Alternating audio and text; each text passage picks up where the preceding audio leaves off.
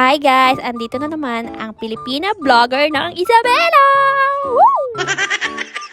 So, magpapakilala muna ako kahit walang nagtatanong. Ako nga pala si Jen na pinanganak sa Pilipinas na nagtatrabaho dito sa ibang bansa. Alam nyo, na-realize ko, may talent pala ako sa paggugupit. Charis! Nagtitipid lang talaga kami kaya ako nang nagugupit sa kanya. Sayang din no? Kaysa pupunta ka pa ng barbershop tapos magbabayad ka ng $25.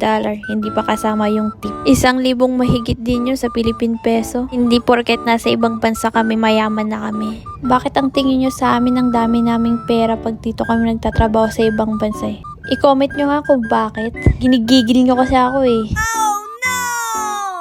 Dahil ba dollar yung kinikita namin dito? Dollar din yung ginagasto namin dito. Malaki talaga siya pag kinonvert mo sa Philippine peso. Yung isipin na ang dami-dami naming pera dito. Dumidiskarte lang kami talaga sa buhay dito sa ibang bansa. Kung saan kami makakatipid at makakasave ng money, yun ang ginagawa namin. Grabing sakripisyo kaya ng mga OFW dito sa ibang bansa.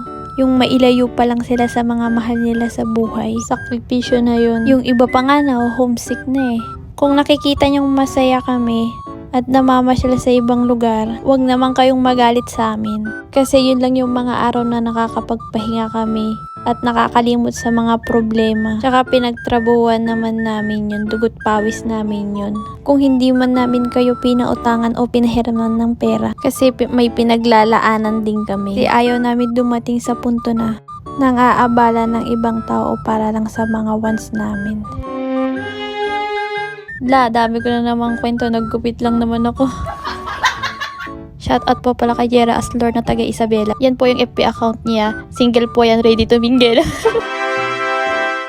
So, yun na nga. Tapos ko na po pala gupitan yung asawa ko. This is the before and that's the after. That's for today. Okay, bye!